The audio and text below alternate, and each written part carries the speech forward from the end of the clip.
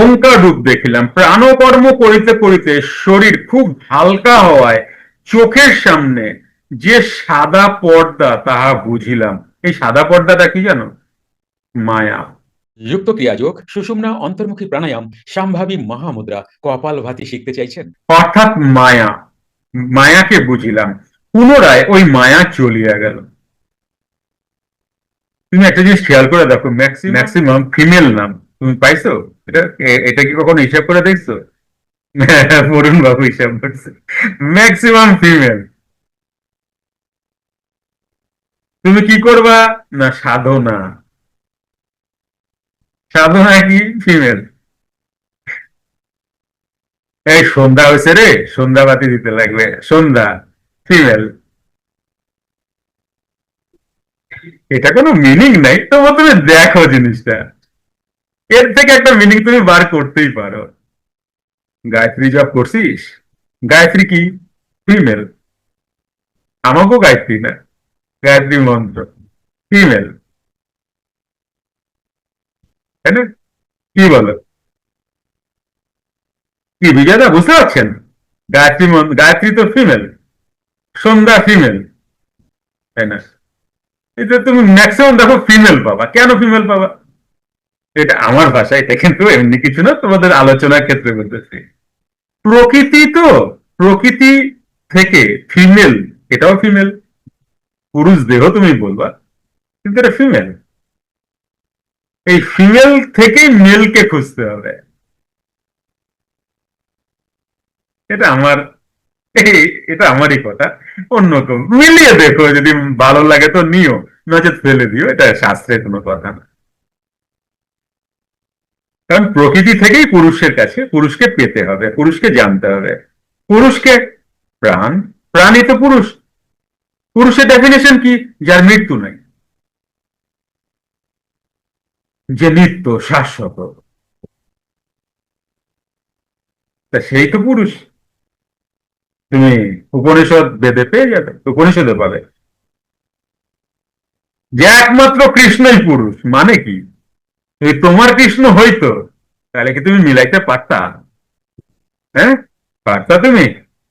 কৃষ্ণ তো দেহ যাচ্ছে, তাহলে কি করে নিত্য হইল, শাশ্বত হইল?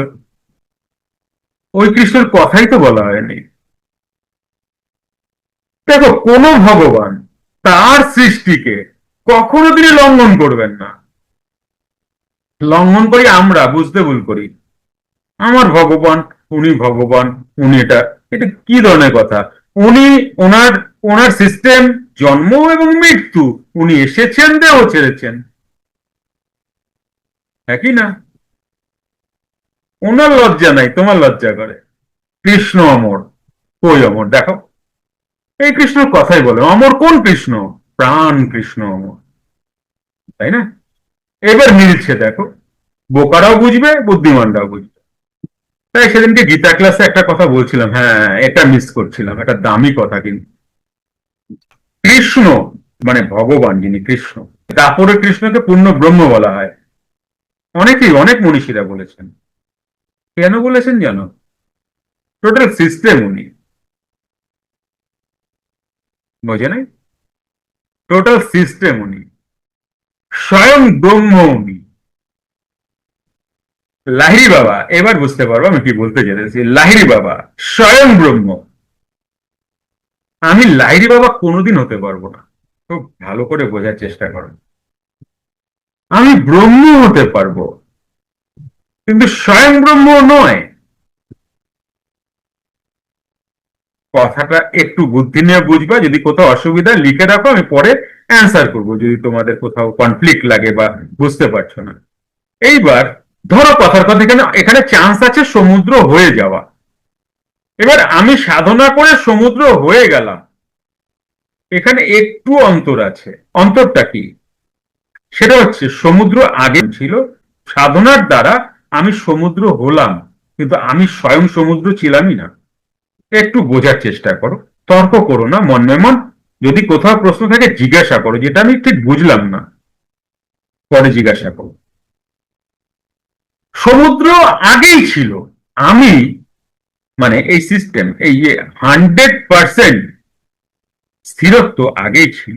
আমি চঞ্চলতা নিয়ে জীব জনিতে ভ্রমণ করে করে করে করে গিয়ে আবার সেই ব্রহ্মে বা সেই অমৃতে মিললাম।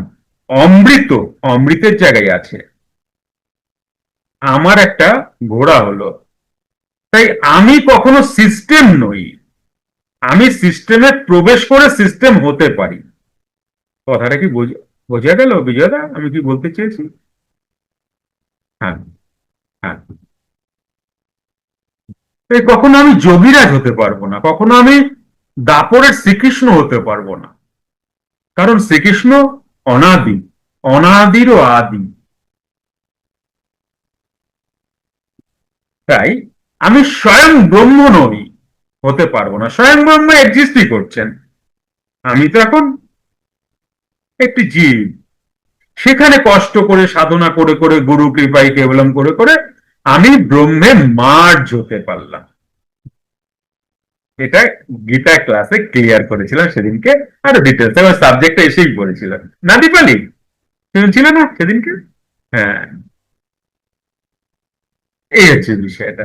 তুমি ব্রহ্ম হতে পারবে, কিন্তু স্বয়ং তো আগে থেকে এক্সিস্ট করছে।